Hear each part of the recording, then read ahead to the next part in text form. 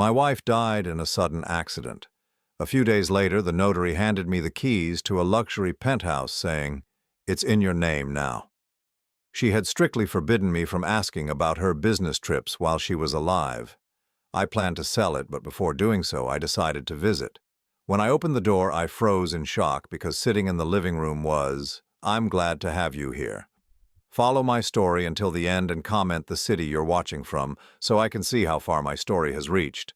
I never thought I'd be holding keys to a life I didn't know existed." 3 weeks had passed since Ella's funeral, and I was still finding pieces of her scattered throughout our house on Maple Street.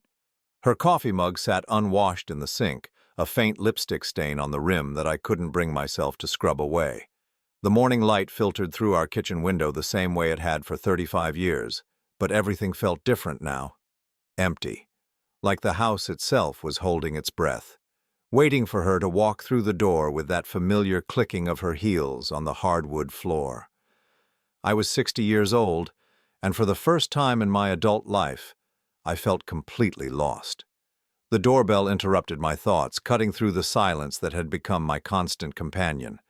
Through the peephole, I saw Mr. Harrison, our family attorney, standing on the porch with a manila envelope clutched in his weathered hands.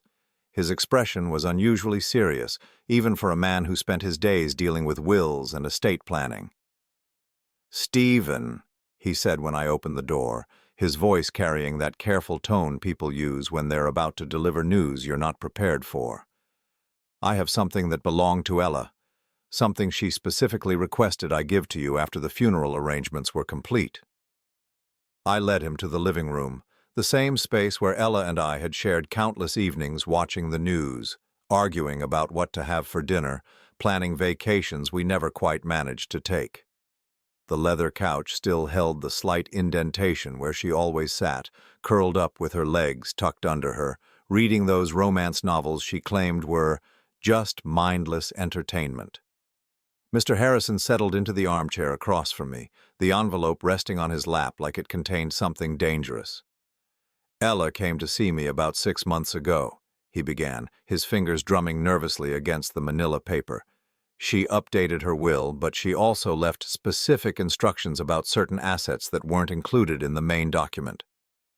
My heart started beating faster. In 35 years of marriage, Ella had never hidden anything significant from me. We shared everything: bank accounts, investment decisions, even the password to her email. She was meticulous about transparency, always saying that secrets were the death of any good marriage. "What kind of assets?"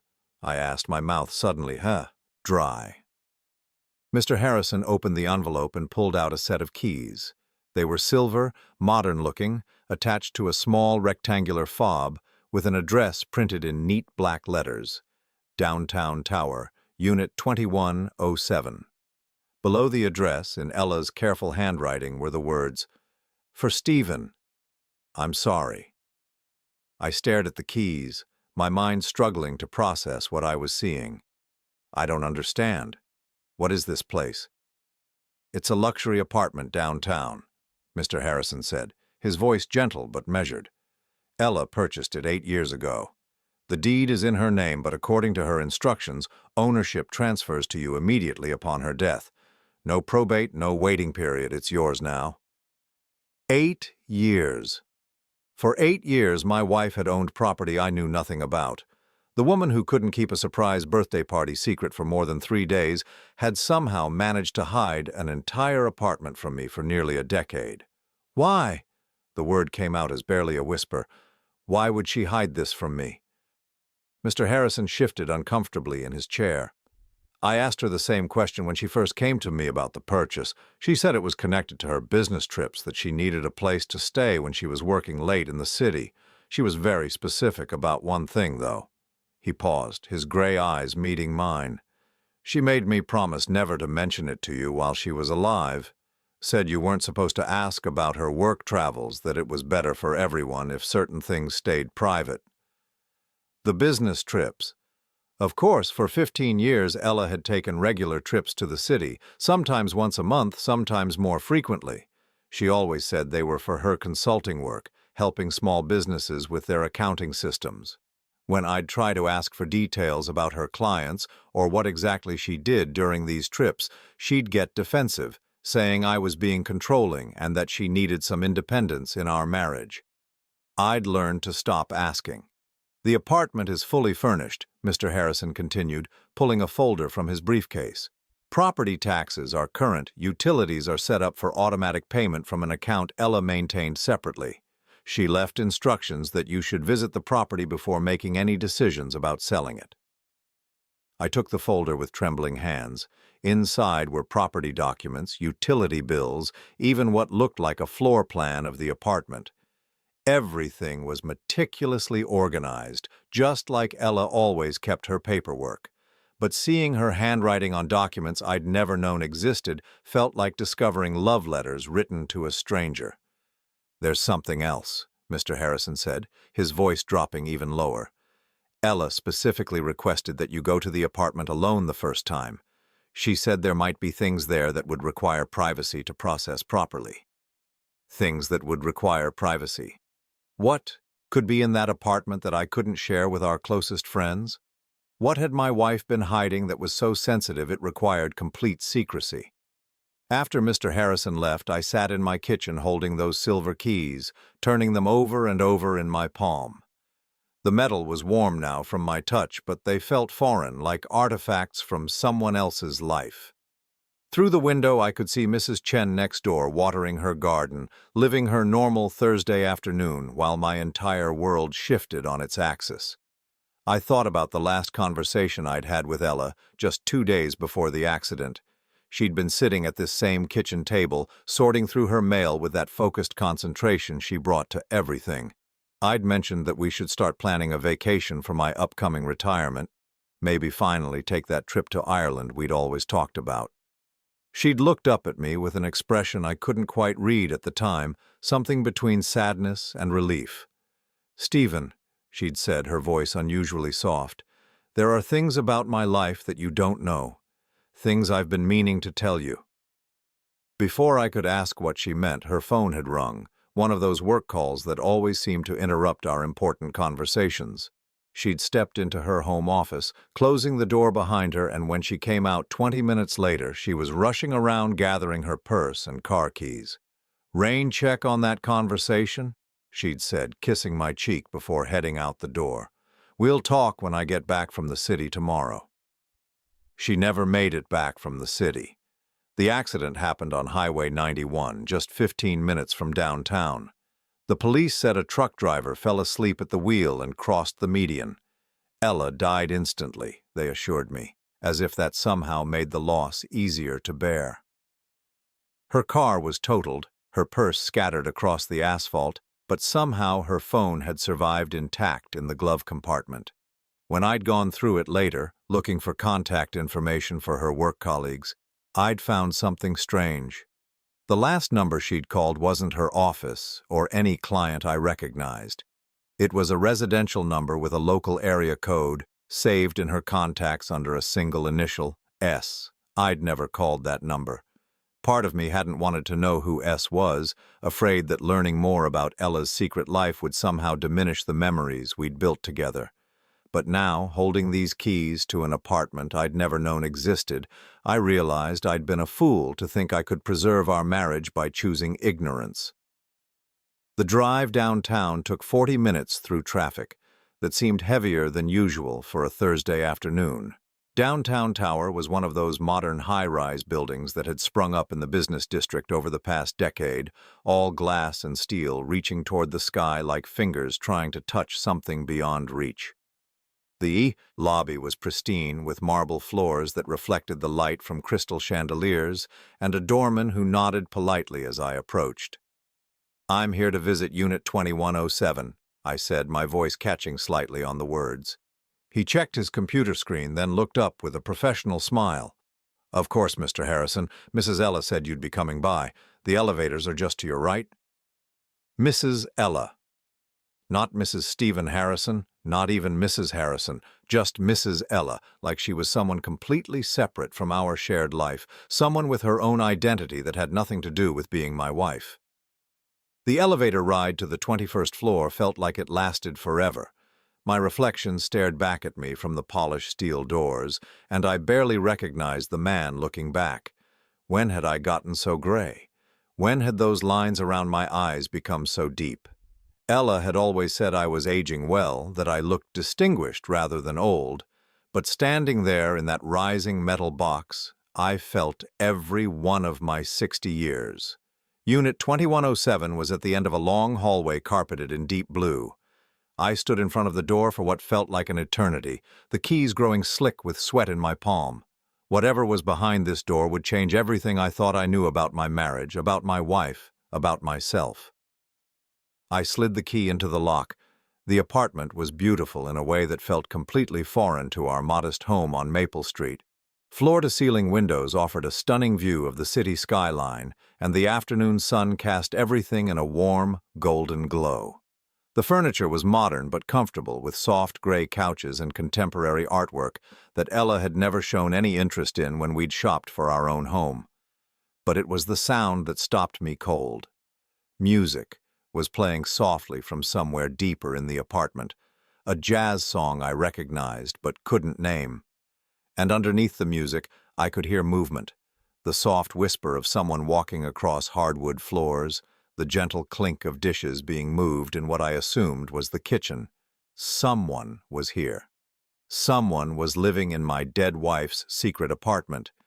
"Hello," I called out, my voice cracking with uncertainty. The sound stopped immediately, followed by a moment of absolute silence that made my heart pound so hard I could hear it in my ears. Then footsteps approached, quick and light, and a young woman appeared in the doorway that led to what looked like the kitchen area.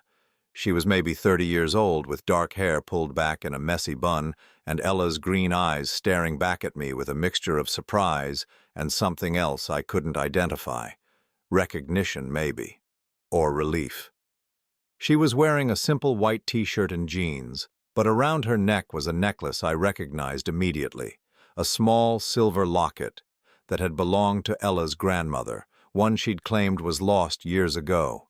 The young woman looked at me for a long moment, her hand moving unconsciously to touch the locket at her throat. When she finally spoke, her voice was soft but steady, with an accent that reminded me of Ella's own careful pronunciation.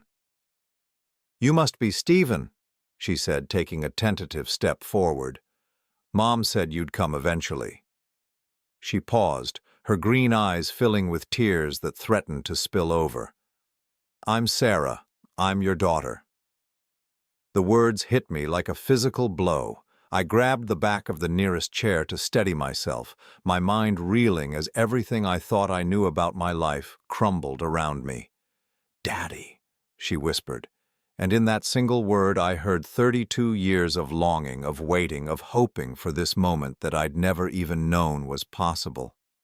I stood frozen in that beautiful apartment, staring at this young woman who claimed to be my daughter, my mind struggling to process words that should have been impossible. Sarah. She'd said her name was Sarah, and she was looking at me with Ella's eyes, waiting for some kind of response that I couldn't give, because my entire world had just shifted off its foundation. The late afternoon sunlight streaming through those floor-to-ceiling windows suddenly felt too bright, too warm, like it was exposing secrets that were never meant to see daylight. "I know this is a shock," Sarah said, her voice gentle but steady, like she'd rehearsed this moment in her mind countless times. "Mom told me you didn't know about me. She said it was complicated, that she'd explain everything to you when the time was right." My legs felt weak, and I sank into the gray couch behind me, the leather making a soft whooshing sound that seemed unnaturally loud in the silence. "When the time was right?" I repeated, my voice coming out as barely a whisper. "She's been dead for 3 weeks, Sarah. When exactly was she planning to tell me I had a daughter?" Sarah's face crumpled slightly, and she moved to sit in the chair across from me, maintaining that careful distance like she wasn't sure if I might bolt for the door. "She said she was going to tell you soon. She'd been talking about it more and more lately, especially after your birthday last month. She said you deserved to know the truth before you retired, that you deserved to make choices about your future with all the information." "My birthday? My 60th birthday, when Ella had been unusually sentimental, holding me close after we'd blown out the candles on the simple chocolate cake she'd made from scratch. She'd whispered that she loved me more than I knew, that she was sorry for things I didn't understand. At the time, I'd thought she was just feeling emotional about me getting older, about the changes that retirement would bring to our daily routine. "How old are you?" I asked, though I thought I already knew the answer from her appearance. 32. I was born in October of 1992. 1992. I did the math quickly in my head, my stomach dropping as the timeline became clear. Ella and I had been married for 2 years by then. We'd been trying to have children, going through all the tests and consultations that came with fertility struggles. She'd been so devastated each month when the pregnancy tests came back negative, crying in my arms and talking about how maybe we weren't meant to be parents, all while she was already someone's mother. "Who's your father?" The question came out harsher than I'd intended, but I needed to know. I needed to understand how my wife could have been pregnant with another man's child while sharing a bed with me every night. Sarah's expression shifted, becoming more guarded. "His name is Richard. Richard Coleman. Mom met him before she married you, but she thought he wasn't ready to settle down. When she found out she was pregnant, she said she didn't want to trap him into a relationship he didn't want." Richard Coleman. The name meant nothing to me, but I filed it away anyway, adding it to the growing list of things about Ella's life that I'd never known existed. "So she married me instead," I said, the bitter truth of it settling in my chest like a stone.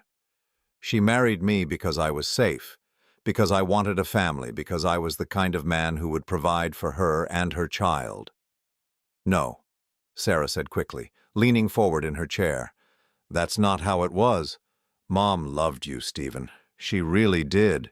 She said you were the kindest man she'd ever known, that you would have been an amazing father if circumstances had been different." If circumstances had been different. If my wife hadn't been in love with another man, if she'd been honest with me from the beginning, if she'd trusted me enough to tell me the truth about her pregnancy instead of letting me believe we were struggling with infertility together. "Where have you been all these years?" I asked, my voice sounding strange and distant even to my own ears.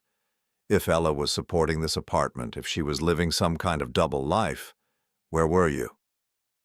Sarah stood up and walked to the kitchen area, returning with a photograph in a silver frame.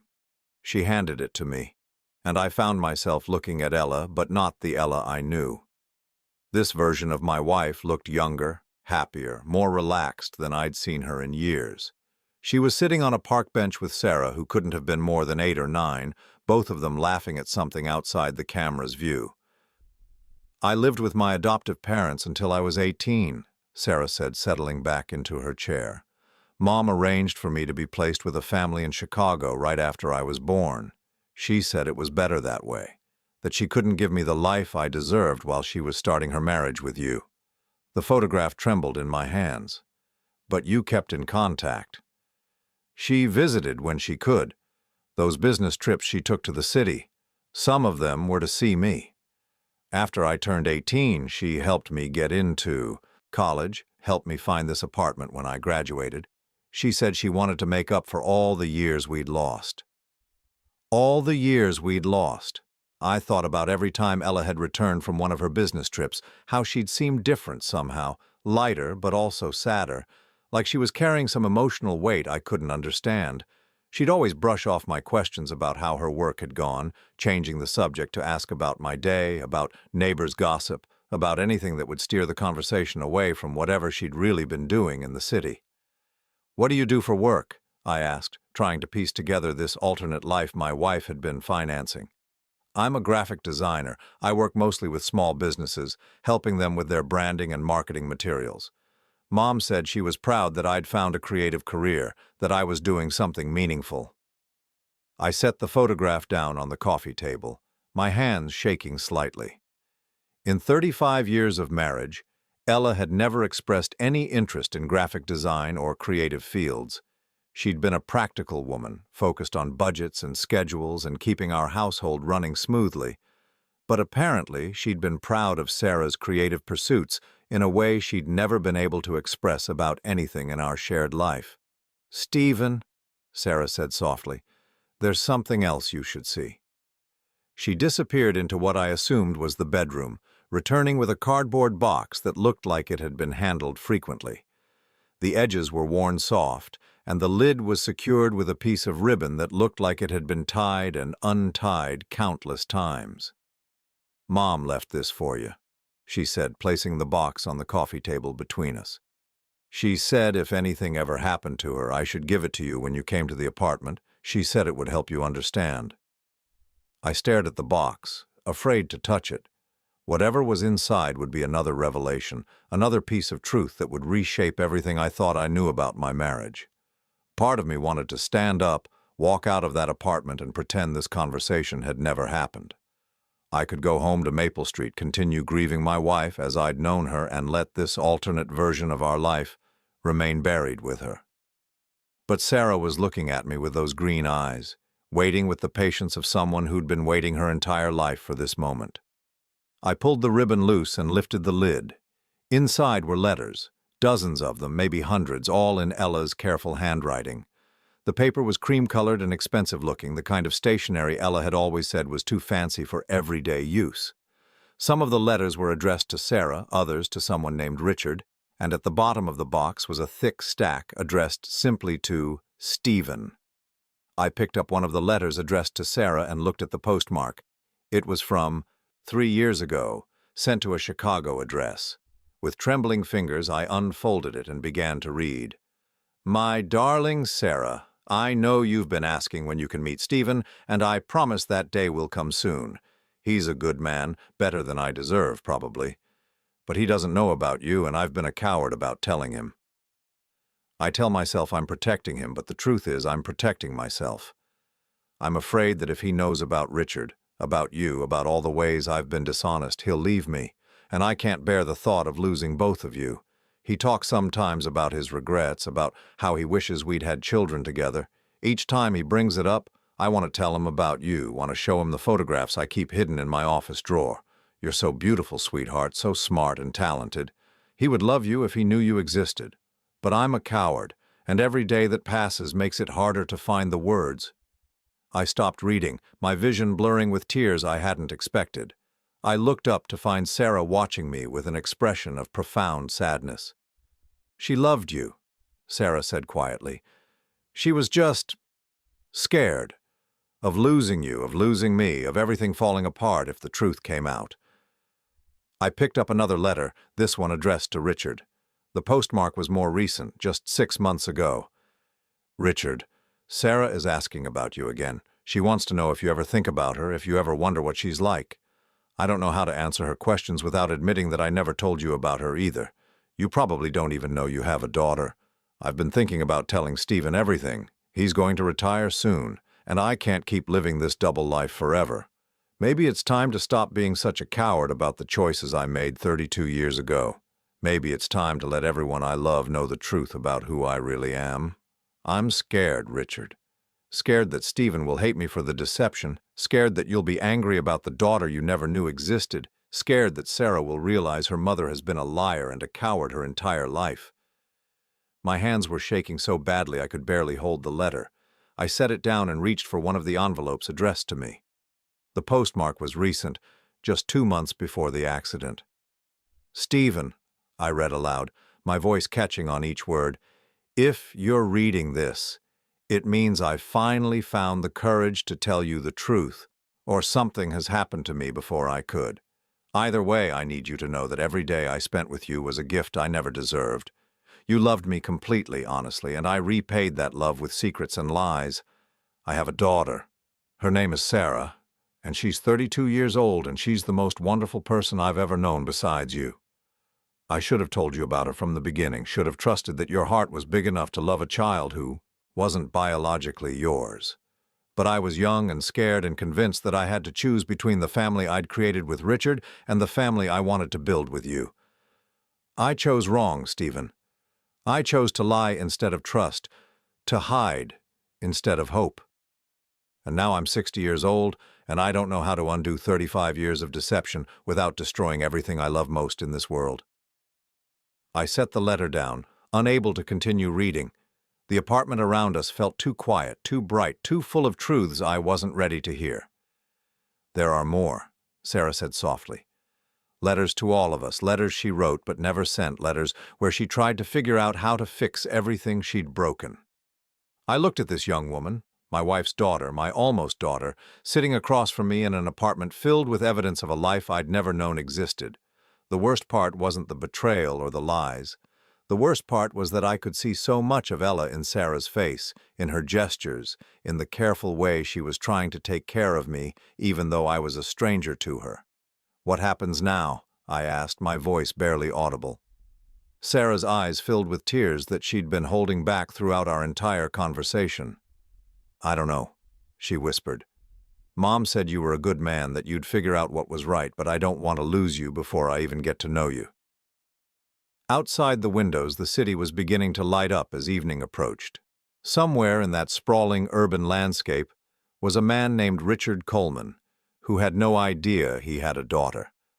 Somewhere else was my empty house on Maple Street, where Ella's coffee cup still sat unwashed in the sink, where her impression still marked the leather couch where I'd been planning to spend the rest of my retirement, grieving a woman who'd apparently never really existed. But here, in this bright apartment filled with secrets and revelations, sat Sarah, scared and hopeful and waiting for me to decide whether I was brave enough to love the family Ella had never given me the chance to choose. I spent the night at Sarah's apartment, sleeping fitfully on the gray couch while she insisted I take the space, rather than drive home in my emotional state. Every time I closed my eyes, I saw Ella's handwriting, heard Sarah calling me Daddy, felt the weight of 35 years of marriage crumbling around me like a house built on sand. When I woke up, Sarah was in the kitchen making coffee, moving around the space with the familiarity of someone who'd lived there for years. The morning light streaming through those floor-to-ceiling windows was harsh and unforgiving, making everything feel too real, too permanent. This wasn't a nightmare I could wake up from. "How long have you been living here?" I asked, accepting the mug she offered me. The coffee was strong and bitter, exactly how Ella always made it. "About 4 years," Sarah said, settling into the chair, across from me with her own cup. "After I graduated college, Mom helped me find this place. She said it would be good for me to have some independence, but close enough that she could visit when she was in the city." 4 years. For 4 years, Ella had been visiting this apartment, spending time with our daughter, building a relationship I'd never been allowed to be part of. I thought about all the business trips she'd taken during that time, how she'd sometimes come home with little gifts, a new scarf, a book she'd picked up at a bookstore, a bottle of wine from a restaurant she'd claimed to have discovered. I'd always assumed she was treating herself during her travels, never imagining she might be shopping for someone else. "The letters," I said, remembering the box from the night before. "There were so many of them. How often did she write to you?" Sarah's expression softened. "Almost every week, especially after I moved here. Sometimes they were long letters about her day, about you, about things she was thinking about. Other times they were just quick notes to let me know she was thinking of me. She said writing helped her feel closer to me when we couldn't be together." I set down my coffee cup, my hands still trembling slightly from everything I'd learned in the past 18 hours. "Sarah, I need to ask you something, and I need you to be completely honest with me." She nodded, her green eyes, Ella's eyes, meeting mine with an intensity that reminded me painfully of my wife. "Did your mother ever tell you she was going to leave me?" The question hung in the air between us, like a live wire. Sarah's face went pale, and she looked down at her coffee, stirring it absently even though she hadn't added anything to it. "Sarah," I pressed, my voice gentler but insistent, "please, I need to know." She took a deep breath, then reached for the box of letters that still sat on the coffee table. Her fingers moved through the envelopes until she found what she was looking for, a letter addressed to her with a postmark from just 3 months ago. "She didn't say it directly," Sarah said, her voice barely above a whisper, "but she talked about making changes. Big changes. She said she was tired of living a lie, that she wanted to be honest about who she really was." She handed me the letter, and with growing dread I unfolded it and began to read. My dearest Sarah, I've been thinking a lot about the future lately, about what I want my life to look like when Stephen retires. He's such a good man and he deserves so much better than the half-truth existence I've given him. He deserves a wife who can love him completely without reservations, without secrets. I've come to realize that I can't be that woman for him. I love him, but not in the way he loves me. Not in the way he deserves to be loved. Richard called last week. It was the first time we'd spoken in almost 2 years, and hearing his voice brought back so many feelings I thought I'd buried. He's divorced now, finally free from that marriage that never made him happy. He asked if I ever thought about what our life could have been like if I'd been brave enough to choose him 32 years ago. I told him about you, Sarah. I finally told him he has a daughter and he wants to meet you. He wants to be part of your life and part of mine if I'm brave enough to choose differently this time. Stephen will be 65 in 3 years. That feels like enough time to prepare him for the truth, to help him understand that this isn't about not loving him. It's about loving him enough to set him free to find someone who can give him everything he deserves. The letter slipped from my numb fingers, falling to the hardwood floor with a soft whisper. I stared at Sarah, my mind reeling as the full scope of Ella's deception became clear. She hadn't just hidden a daughter from me. She'd been planning to leave me. For another man. For the father of the child she'd never told me existed. There's more, Sarah said quietly, tears streaming down her face. Letters where she talks about how guilty she feels, how she knows it will hurt you, but how she can't keep pretending to be someone she's not. I stood up abruptly, pacing to the windows that offered that stunning view of the city. Somewhere out there was a man named Richard Coleman, who'd been having secret conversations with my wife, planning a future that didn't include me. Somewhere out there was a whole life Ella had been dreaming about while lying in bed next to me every night for 35 years. Did she love me at all? I asked, my voice cracking despite my efforts to stay strong. Or was our entire marriage just a performance? She loved you, Sarah said, her voice firm despite her tears. I know it doesn't feel like it right now, but she did love you, Stephen. She loved him differently. She loved him first. Loved him first. The words hit me like a physical blow. I thought about every anniversary, every birthday, every quiet moment Ella and I had shared. How many of those times had she been thinking about Richard? How many nights had she lain awake next to me, wishing she was somewhere else, with someone else?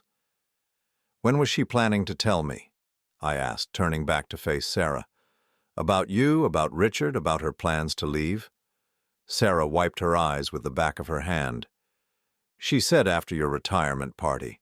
She wanted to wait until after you'd finished work, until you'd had time to figure out what you wanted to do with the rest of your life. She thought it would be easier for you to start over if you weren't tied down to a job and a routine. Start over. At 60 years old, my wife had been planning to divorce me so I could start over.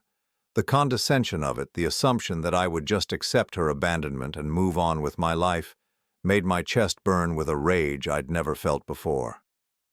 She had it all figured out, didn't she? I said, my voice bitter. My whole future planned out without consulting me. How generous of her to wait until I retired before destroying my life. Stephen, it wasn't like that. Wasn't it? I snapped, then immediately felt terrible for taking my anger out on Sarah. None of this was her fault. She was as much a victim of Ella's deception as I was. I sank back down onto the couch, suddenly feeling every one of my 60 years. I'm sorry, I said, rubbing my face with my hands. I shouldn't have yelled at you. This isn't your fault. Sarah moved to sit beside me on the couch, close enough that I could smell her perfume, something light and floral that reminded me of Ella. She was scared, she said softly. In her last few letters, she kept talking about how terrified she was of hurting you, of losing you completely. She said she'd been a coward for so long that she didn't know how to be brave anymore. I picked up another letter from the box, this one addressed to Richard, and dated just 1 month before the accident. Richard, I told Sarah about our conversation, about your desire to be a family. She's excited to meet you, but she's also worried about Stephen. She's gotten attached to the idea of him being her father, even though they have never met. She says she doesn't want to choose between the two of you. I don't know how to tell her that choosing might not be up to her. Stephen isn't going to forgive this, Richard. When he finds out about the 35 years of lies, about you, about Sarah, about my plans to leave him, he's not going to want anything to do with any of us. Maybe that's what I deserve. Maybe that's what we all deserve. But I can't help hoping that somehow, some way, there might be a future where everyone I love can be part of the same world, where Stephen could learn to love Sarah the way I know he would have if I'd been honest from the beginning, where you could be the father you've always wanted to be, where I could finally stop pretending to be someone I'm not. I know it's probably impossible. I know I've made too many mistakes, told too many lies, hurt too many people, but I have to try. For Sarah's sake, if not for ours. I'm going to tell him everything when he turns 60. That gives me 4 months to figure out how to destroy a man's entire understanding of his life and somehow convince him that it's an act of love. 4 months. Ella had given herself 4 months to figure out how to tell me she was leaving me for another man. 4 months to prepare me for the revelation that our marriage had been built on lies, that the woman I thought I'd spent my life with had never really existed. But she'd run out of time. Sarah, I said, setting the letter aside, I need you to tell me about Richard. What do you know about him? Her expression became guarded again. Not much. Mom didn't talk about him very often, and when she did, she always seemed sad. She said he was an artist, a sculptor, I think, and that he lived somewhere outside the city. She said he was passionate and creative and everything she thought she couldn't have when she was young. An artist. A sculptor. Everything I wasn't. I was a practical man, an accountant who'd spent 40 years helping other people manage their money and plan for their futures. I'd never created anything beautiful, never inspired anyone the way artists could. I was safe, reliable, boring. The kind of man a woman settled for when she couldn't have what she really wanted. Did she ever bring him here, to the apartment? No, Sarah said quickly. This was our space, mine and Mom's. She said it was important to keep some things separate until she figured out how to bring everyone together. Bring everyone together. Like we were all just pieces on a chessboard that she could move around according to her grand plan.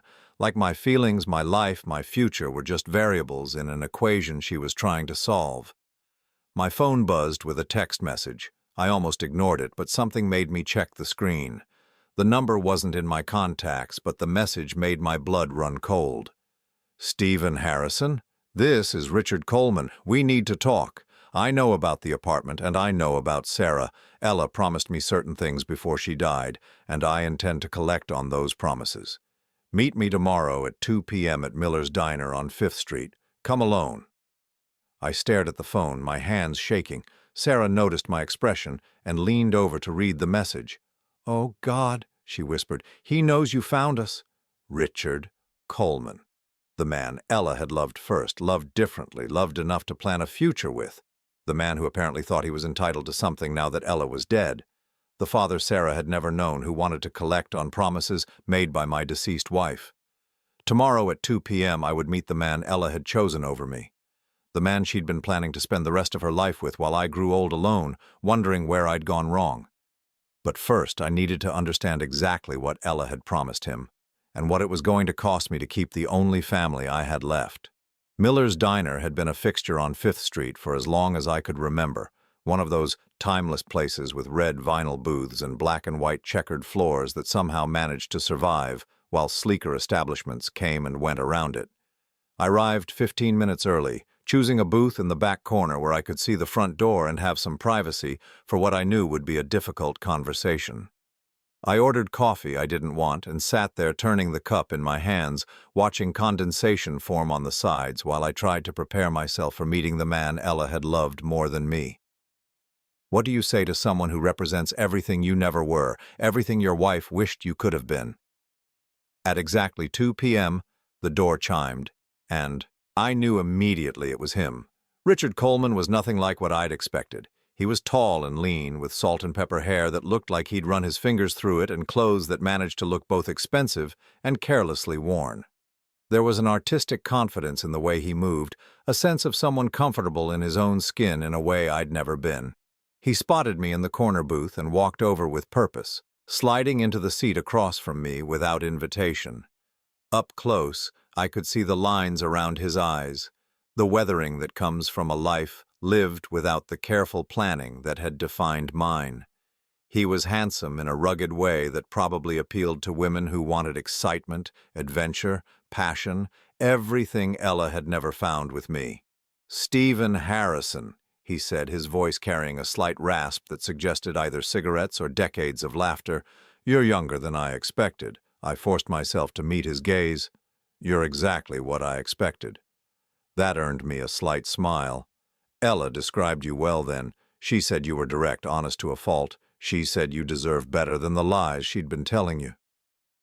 The casual way he mentioned my wife's name, like they'd been having intimate conversations about me for years, made my chest tighten with anger I was trying hard to control. "What do you want, Richard?"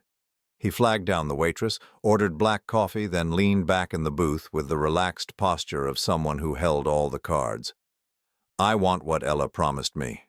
What she spent the last 2 years planning before her accident interrupted everything. Which was? A life together. Her, me, and Sarah. The family we should have had 32 years ago if I hadn't been too young and stupid to fight for what I wanted." The words hit me like individual blows. Ella's dead. Whatever promises she made died with her. Richard's expression hardened slightly. "Not all of them. She made legal arrangements, Stephen, financial commitments. She was planning to divorce you and marry me, and she set things up to make sure that could happen smoothly." "What kind of financial commitments?" He reached into his jacket and pulled out a folder, setting it on the table between us. "Life insurance policies with me as the beneficiary, investment accounts in both our names, and the apartment where Sarah lives. Ella was planning to transfer ownership to me so Sarah would have security when we became a family." My vision blurred slightly as the implications hit me. "How much money are we talking about?" $250,000 in life insurance, another $150,000 in investment accounts she'd been building up over the past 5 years, plus the apartment, which is worth about $180,000. Nearly $600,000, money that Ella had been secretly diverting from our joint accounts, money that should have been part of our retirement planning, money she'd been giving to another man to secure a future that didn't include me. "I don't believe you," I said, though my voice lacked conviction. After everything I'd discovered about Ella's secret life, this felt entirely possible. Richard opened the folder and spread documents across the table, insurance policies, investment statements, bank records, all showing Ella's careful financial planning for a life with Richard Coleman.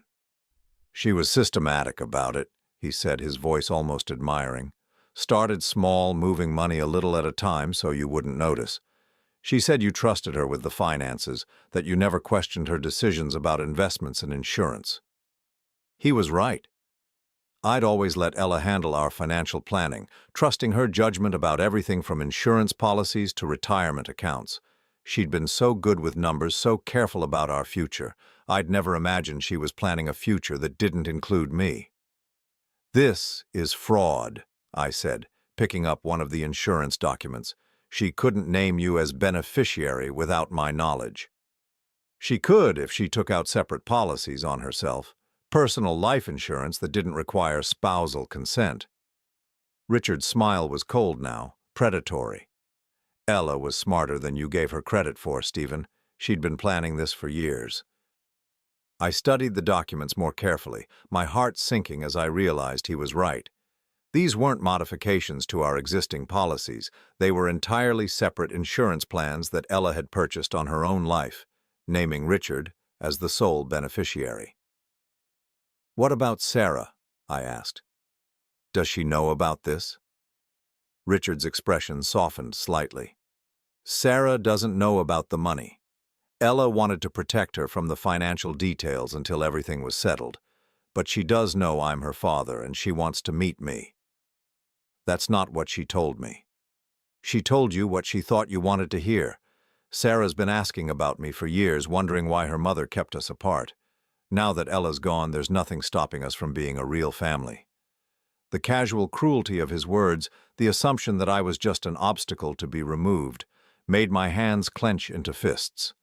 I'm not stopping anything, but I'm not just going to hand over hundreds of thousands of dollars because my dead wife promised them to you.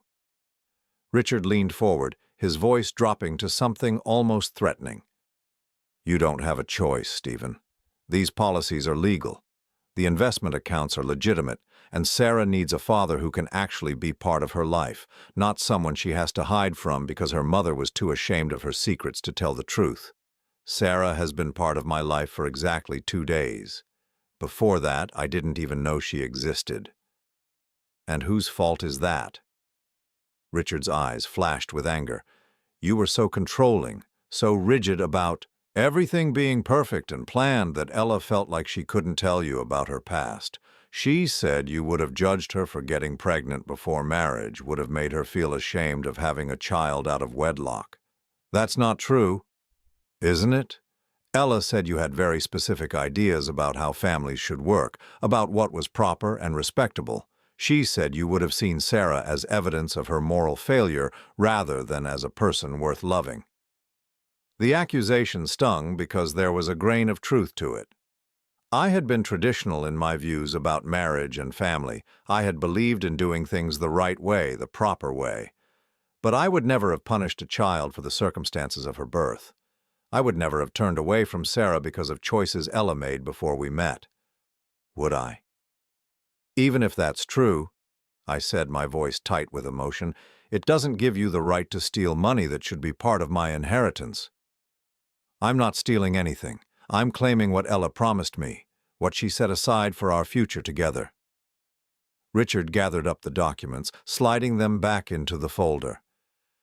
But I'm willing to be reasonable about this. What do you mean?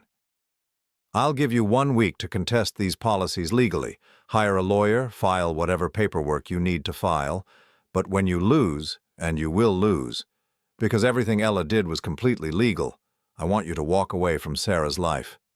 Let her have a real father, someone who can be there for her without making her feel guilty for existing. The ultimatum hit me like a punch to the chest. Fight for money I probably couldn't win or lose the only family I had left. And if I don't contest the policies, then we can work something out. Maybe you can still be part of Sarah's life in some limited capacity. Uncle Stephen instead of Daddy. A family friend who visits occasionally and sends birthday cards. Uncle Stephen. A supporting character in my own daughter's life while Richard stepped into the role of father that should have been mine from the beginning. Sarah gets to choose, I said firmly. Whatever happens with the money, whatever legal battles we have, Sarah gets to decide what kind of relationship she wants with both of us. Richard's smile was confident, almost pitying. Of course she does. And when she meets me, when she sees what a real father can offer her, I think we both know what choice she'll make. He stood up, tossing a $10 bill on the table to cover his coffee. 1 week, Stephen. Either contest the policies and lose everything or accept the reality of the situation and maybe salvage some small role in Sarah's future. After he left, I sat in that diner booth for another hour, staring at my cold coffee and trying to process what had just happened.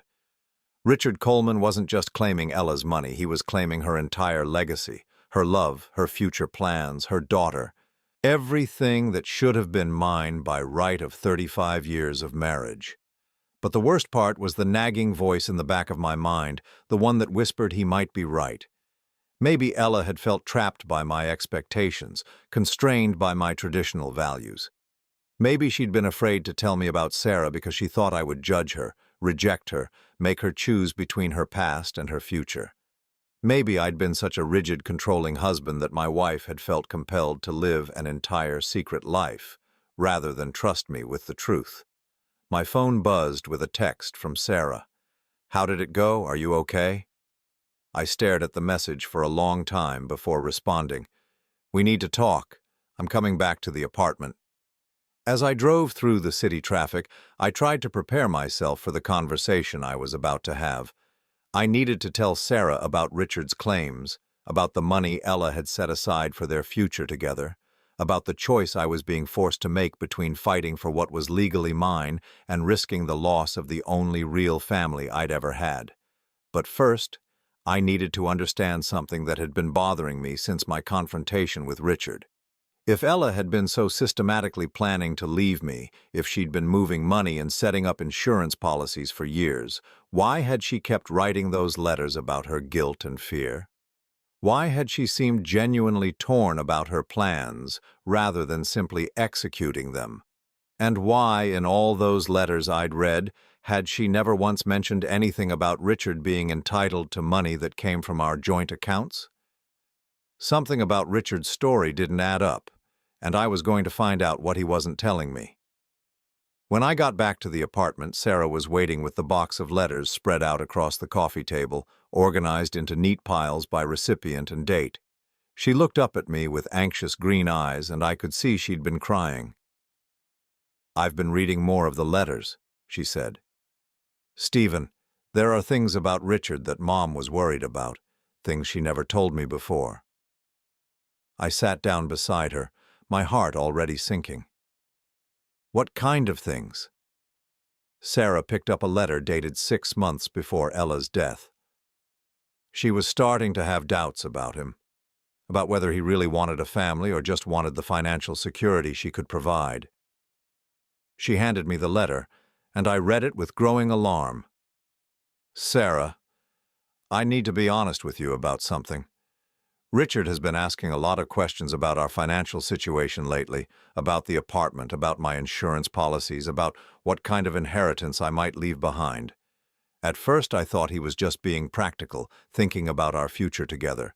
But something about his interest feels wrong.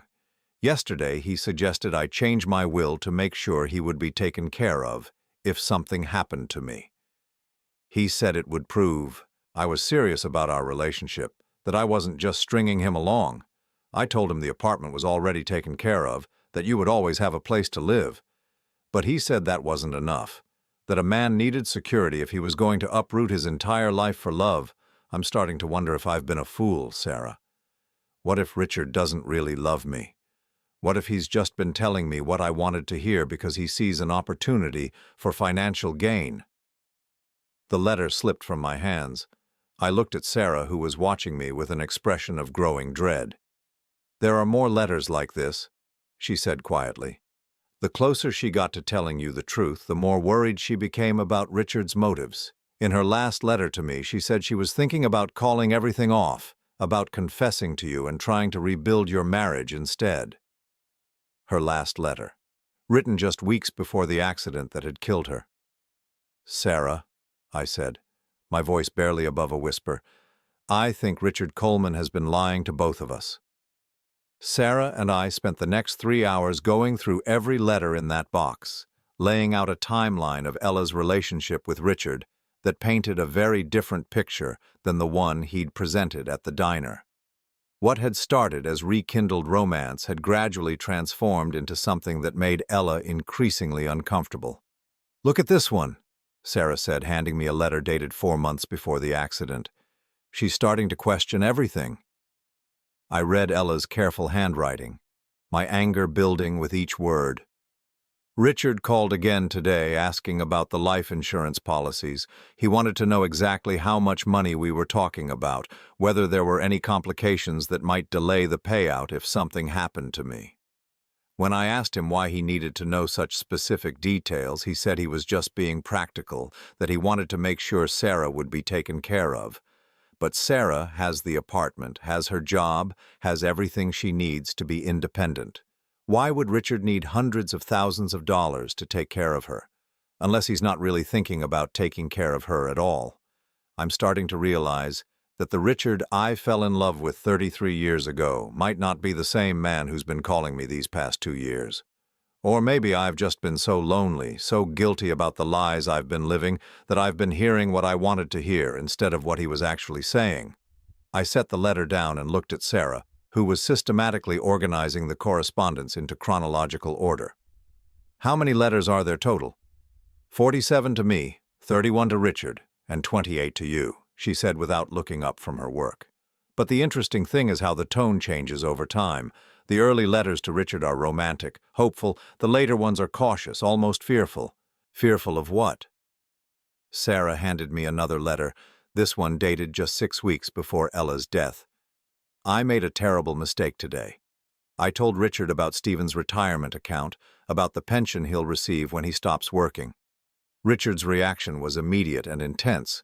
He wanted to know if there was a way to access those funds as part of a divorce settlement. When I told him that Stephen's retirement was Stephen's business, that I would never try to take money he'd earned through 40 years of work, Richard became angry.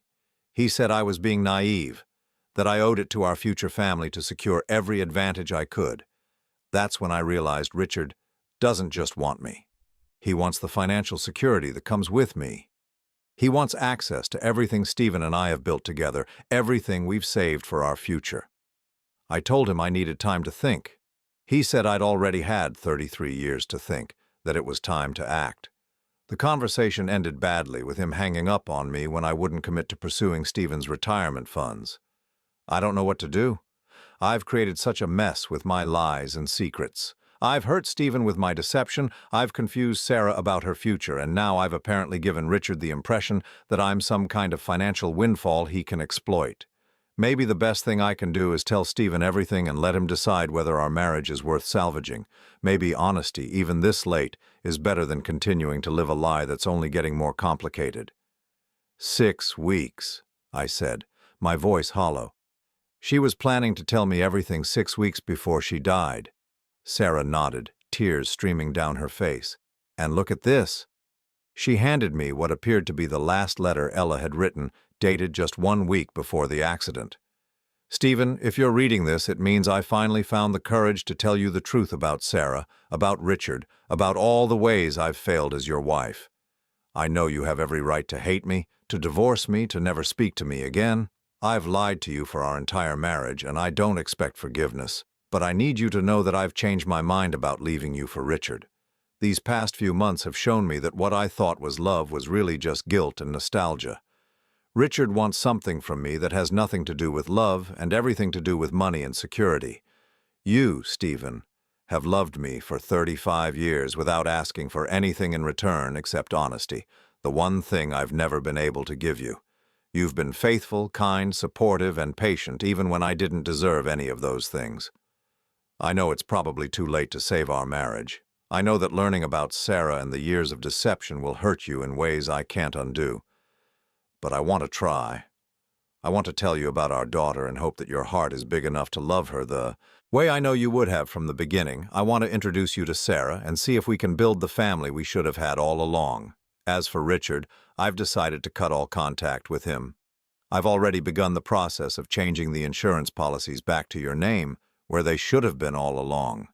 The apartment will remain Sarah's, but everything else, the investments, the savings, the future I've been planning, that belongs to you. It's always belonged to you.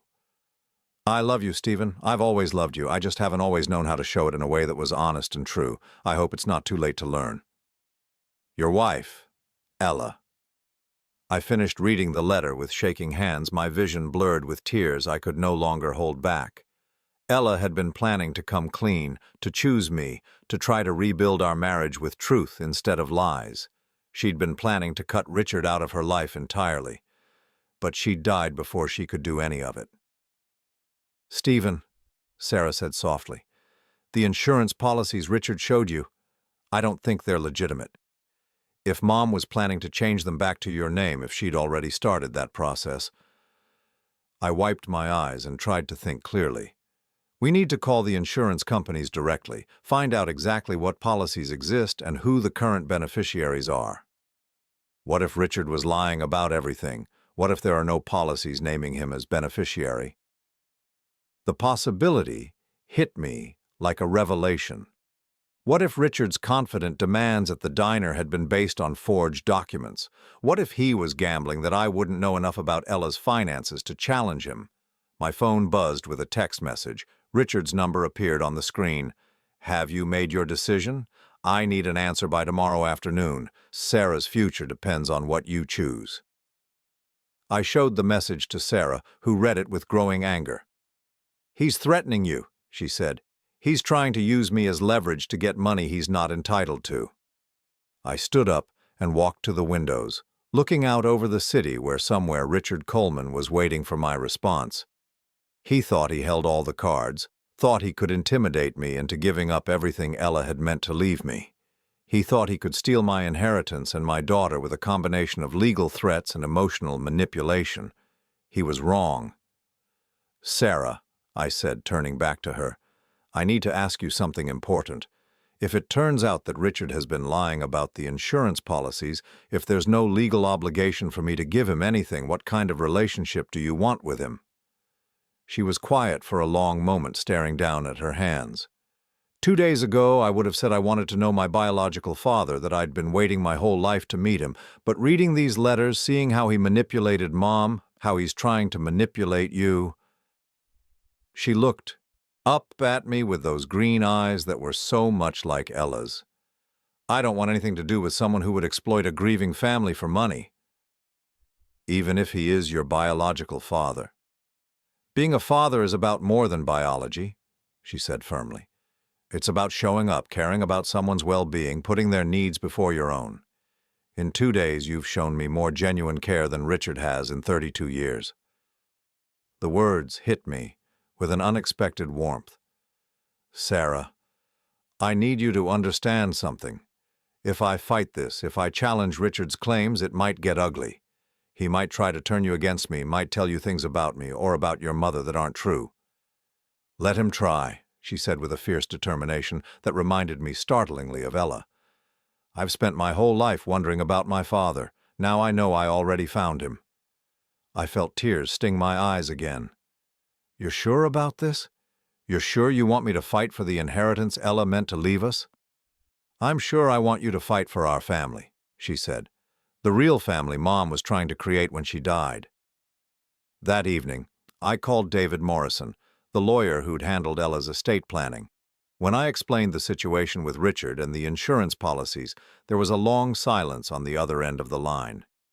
"Stephen," David said finally, "I reviewed all of Ella's insurance policies when I prepared her estate documents 6 months ago. There are no policies naming anyone other than you as beneficiary. If someone is claiming otherwise, they're either mistaken or lying." The relief that flooded through me was so intense I had to sit down. "You're certain?" "Absolutely certain. Ella specifically told me she wanted to make sure everything went to you, that she was changing some previous arrangements to ensure there would be no complications after her death." "Previous arrangements?" "She mentioned that she'd been considering some changes to her beneficiaries but had decided against it. She said she wanted to keep things simple, wanted to make sure her husband inherited everything without any legal challenges." Ella had kept her promise. In her final months, she'd chosen me, chosen our marriage, chosen the family she wanted us to be. Richard's documents were either forgeries or fantasies, his confident demands based on nothing but his own greed and delusion. "David," I said, "I need you to send a letter to Richard Coleman informing him that he has no legal claim to any part of Ella's estate. I want it delivered tomorrow morning. Consider it done. And Stephen, if he continues to harass you or makes any threats, we can pursue legal action for fraud and extortion." After I hung up, I found Sarah in the kitchen making dinner. A simple pasta dish that smelled like home in a way our house on Maple Street hadn't since Ella died. "Richard has no legal claim to anything," I told her. "The insurance policies he showed me were fake." Sarah's shoulders sagged with relief. "So it's over?" "The financial part is over. But Sarah, there's something else we need to discuss." I sat down at the small kitchen table, suddenly nervous about the conversation I was about to have. "What happens now? With us, I mean. Do you want to keep living here? Do you want me to sell the apartment? Do you want to try to build some kind of relationship, or would you prefer to just stay in touch occasionally?" She turned off the stove and came to sit across from me. "What do you want, Stephen?" The question caught me off guard. For 35 years, I'd been focused on what Ella wanted, what would make her happy, what would keep our marriage stable. I'd rarely asked myself what I actually wanted. I want a family, I said honestly. I want to learn everything about you, your interests, your dreams, your fears, your favorite movies and foods and books. I want to know what makes you laugh and what makes you cry. I want to be the father I would have been from the beginning if I'd been given the chance. Sarah smiled, the first genuinely happy expression I'd seen from her since this whole ordeal began. I want that too, but Stephen, I don't want you to feel obligated to take care of me because of some guilt about Mom's secrets. I want you to choose me because you actually want me in your life. I do want you in my life, I said without hesitation.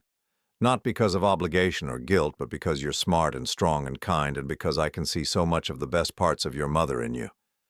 I want you in my life because you called me Daddy, and it felt like coming home. We sat there looking at each other across that small table, two people who'd been strangers 48 hours ago, but who were choosing to become family despite all the pain and deception that had brought us together. There's one more thing, I said.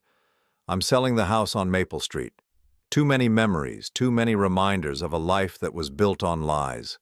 I want to start over somewhere new. Where will you go? I smiled. I was hoping you might help me find a place. Somewhere close enough that I can see you regularly, but far enough from Richard Coleman that we can build our relationship without interference. Sarah reached across the table and took my hand. I'd like that. I'd like that very much. Outside the apartment windows, the city lights were beginning to twinkle in the gathering dusk. Somewhere out there, Richard Coleman was waiting for an answer that would never come. Tomorrow morning, he would receive David's letter informing him that his claims were fraudulent, that his demands were legally baseless, that the family he'd tried to manipulate was stronger than he'd realized. But tonight, Sarah and I sat in the home Ella had created for her daughter, planning a future neither of us had imagined 48 hours ago. A future based on choice rather than obligation, on truth rather than deception, on the kind of love that doesn't ask for anything in return except the chance to grow. 3 months later, I stood in the living room of my new apartment, just 6 blocks away from Sarah's building, watching the morning sun stream through windows that had never known Ella's secrets or my old loneliness. The space was smaller than the house on Maple Street, but it felt infinitely larger. Room to breathe, room to build something new, room for the kind of honest life I'd never thought possible. The doorbell rang, and I opened it to find Sarah holding a box of pastries and wearing the kind of smile that had become precious to me in ways I was still learning to articulate. "Happy Father's Day," she said, stepping inside and setting the bakery box on my kitchen counter. "I know it's not official yet, but I thought we should practice." Father's Day. I'd spent 60 years never imagining I'd celebrate it as anything other than a son calling his own father. Now here was Sarah, choosing to mark the day with me, even though we'd known each other for less than 4 months, even though the legal adoption wouldn't be final for another few weeks. "You didn't have to do anything special," I said, though I couldn't stop smiling as I watched her move around my kitchen with the easy familiarity of someone who belonged there. "Yes, I did," she said firmly. "Do you know how long I've wanted to buy Father's Day gifts? 32 years, Stephen. I'm not missing this opportunity." She handed me a wrapped package, her eyes bright with excitement and nervousness. Inside was a framed photograph I'd never seen before. Ella holding a baby Sarah in what looked like a hospital room, both of them looking directly at the camera with expressions of pure love. "I found it in Mom's papers," Sarah explained. "She kept it hidden for all these years, but I think she always hoped that someday you'd get to see it, that someday we'd all be a family together." I stared at the photograph, seeing Ella as a young mother for the first time, seeing the baby who would grow up to become the daughter I'd never known I was missing. The image was both beautiful and heartbreaking, a glimpse of the family we could have been if Ella had been brave enough to trust me with the truth from the beginning. "There's something else," Sarah said, pulling an envelope from her purse. "A letter from Richard." My stomach tightened. It had been 6 weeks since David's letter had informed Richard that his claims were fraudulent, 6 weeks since we'd heard anything from him. I'd hoped he'd accepted defeat and moved on with his life. I opened the envelope and read the brief, bitter message. "Sarah, your mother promised me a life that I'll never have because of Stephen's selfishness. I hope you realize that he's stealing your inheritance, keeping money that should have supported both of us. When you get tired of playing house with a man who never wanted you in the first place, call me. I'll still be here, still be your real father. Richard. I handed the letter back to Sarah, my jaw clenched with anger. Are you going to respond? I already did. She pulled out her phone and showed me a text message she'd sent. Richard. Stephen didn't steal anything. He inherited what Mom legally left him, and he's sharing it with me because that's what real fathers do. You spent 32 years not knowing I existed, and the past 3 months trying to use me to get money. That tells me everything I need to know about what kind of father you would have been. Please don't contact me again. Sarah. I looked at her with admiration and pride. How does it feel? Finally telling him what you really think? Liberating, she said without hesitation. For years I built up this fantasy about my biological father, imagined that if I could just meet him, everything would make sense. Turns out the fantasy was better than the reality. She moved to the couch and sat down, curling her legs under her in a gesture that reminded me so much of Ella, it took my breath away. But I want to talk about something else, something more important. I joined her on the couch, noting the serious expression on her face. What's on your mind? The house on Maple Street sold last week, right? I nodded. The sale had closed 3 days ago, finally severing my last physical connection to the life I'd shared with Ella. The buyer seemed excited about updating it, said it had good bones but needed some modernization. How much did you get for it? $320,000. Why? Sarah took a deep breath. I want to talk about the money, all of it, the house sale, the insurance policies, the inheritance from Mom. I've been thinking about what's fair. My chest tightened with a familiar fear. Sarah, we've discussed this. Your mother left everything to me legally, but morally, you're her daughter.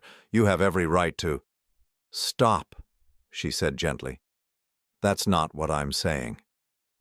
She pulled a folder from her bag, the same kind of organized documentation that Ella had always favored.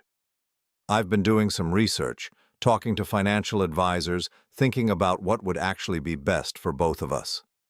She opened the folder and showed me a series of documents. I want you to put most of the money into retirement accounts, Stephen. You're 60 years old and you need security for the rest of your life. I'm 32 with a good job and my own apartment.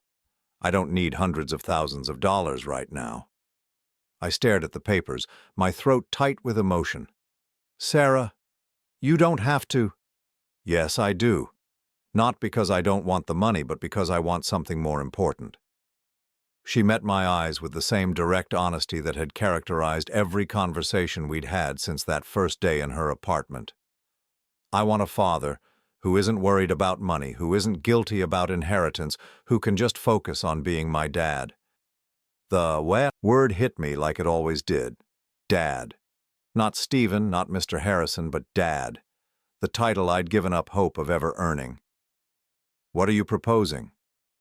Keep $400,000 for your retirement, she said, pointing to the financial projections she'd prepared. That's enough to supplement your pension and Social Security, enough to make sure you never have to worry about money for the rest of your life. Put $50,000 into a college fund for future grandchildren. Yes, I want kids someday, and yes, I want them to call you Grandpa, and give me $50,000 to put toward a house down payment when I'm ready to buy something bigger. I studied her calculations, amazed by the thoughtfulness of her planning. You've really worked all this out. I learned from the best, she said with a slight smile. Mom always said you were brilliant with financial planning. I figured I should try to think like you would. The generosity of her proposal left me speechless. She was essentially giving up 3/4 of an inheritance she was morally entitled to, just to ensure my financial security. Sarah, this is too much. I can't let you— You're not letting me do anything, she interrupted. I'm choosing to do this because I love you, because I want what's best for both of us, and because I know Mom would have wanted us to take care of each other. I set the folder aside and pulled her into a hug, marveling at how natural it felt, how right.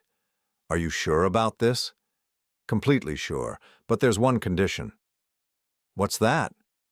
We used some of the money to take a trip together. Mom always talked about how much you wanted to go to Ireland, how you'd been planning that vacation for years, but never took it because you were always saving money for other things. Ireland. The trip Ella and I had discussed just days before her death. The vacation we'd never taken because there was always some reason to wait, some bill to pay, some repair the house needed. We could go this fall, Sarah continued, her voice growing excited. See the countryside, visit the castles, maybe research your family history. I looked it up, and Harrison is originally an Irish surname. We might be able to trace your ancestry, figure out where your family came from. The idea of traveling to Ireland with my daughter, of finally taking the trip I'd dreamed about for decades, felt like a kind of healing I hadn't known was possible. I'd like that, I said, my voice thick with emotion. I'd like that very much. Good, because I already started looking at flights. I laughed, the first completely joyful sound I'd made since Ella's death. Of course you did. You really are your mother's daughter. And yours, she said firmly. I'm yours too now. Later that afternoon, we walked to a small cafe near Sarah's apartment, the same route we'd taken dozens of times over the past 3 months. The routine had become precious to me. These regular moments of connection that didn't require explanation or justification, just the simple pleasure of spending time with someone I loved. As we sat at our usual table by the window, Sarah pulled out another envelope, this one bearing official letterhead. The adoption papers came through, she said, sliding them across the table to me. It's official now. Legally, officially, you're my father. I looked at the documents that made what had been true in my heart official in the eyes of the law. Sarah Elizabeth Harrison. My daughter, in every way that mattered. How does it feel? She asked, echoing the question I'd asked her about Richard's letter. Like coming home, I said honestly. Like everything I've been through, the lies, the deception, the pain. It was all worth it because it led me to you. She reached across the table and took my hand. Mom would be happy, you know. About us, about this. In her last letters, she kept talking about how much she hoped you and I could become a family. She said it was the one good thing that might come from all her mistakes. I thought about Ella, about the woman who'd kept so many secrets but who'd also given me the greatest gift I'd ever received. Despite all the lies, despite all the ways she'd hurt me, she'd also made it possible for me to become a father. Her deception had been wrong, but it had also led to something right, something beautiful. I forgive her, I said, surprising myself with the words. I forgive your mother for all of it, the lies, the secrets, the plans to leave me, because if she hadn't made all those choices, I never would have found you. Sarah's eyes filled with tears. She loved you, Dad. In her own complicated way, she really did love you. I know, I said, and for the first time, I truly meant it. And I love you. Not because you're hers, not because of guilt or obligation, but because you're you, because you're smart and kind and brave, and because you chose to be my daughter when you didn't have to. We sat there in comfortable silence, watching the late afternoon sun slant through the cafe windows, two people who'd found each other in the wreckage of secrets and lies and had chosen to build something new together. My phone buzzed with a text from David Morrison. Retirement accounts are set up. Ireland Trip Fund is established. Everything's exactly as you and Sarah requested. Congratulations on the adoption. I showed the message to Sarah, who grinned with satisfaction. So it's really done, she said. New life, new family, new future. New everything, I agreed. And Sarah, thank you. For what? For choosing me. For calling me Dad. For giving me the chance to be the father I always wanted to be. She squeezed my hand. Thank you for choosing me back. Outside the cafe windows, the city continued its daily rhythm, full of people living their complicated lives, keeping their secrets, making their choices. Somewhere out there, Richard Coleman was probably still bitter about the inheritance he'd never actually been entitled to. Somewhere else, other families were struggling with their own webs of deception and disappointment. But inside that small cafe, Sarah and I sat planning our trip to Ireland, talking about the house she wanted to buy someday, making the kind of easy conversation that comes naturally to people who've chosen to love each other without conditions.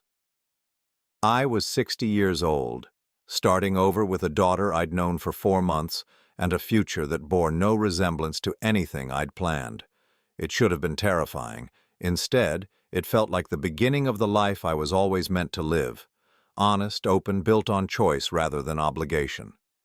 The inheritance Ella had left me wasn't just money or property. It was the chance to become the man I'd never had the courage to be. A father, a protector, someone who could love completely without fear of betrayal. And as I watched my daughter plan our adventures with the same meticulous care her mother had brought to her secrets, I realized that sometimes the most precious gifts come wrapped in the most painful discoveries. Sometimes you have to lose everything you thought you wanted to find everything you actually needed. Sometimes the family you choose is more real than the family you're born into. And sometimes love really is enough to build something beautiful from the ashes of something broken.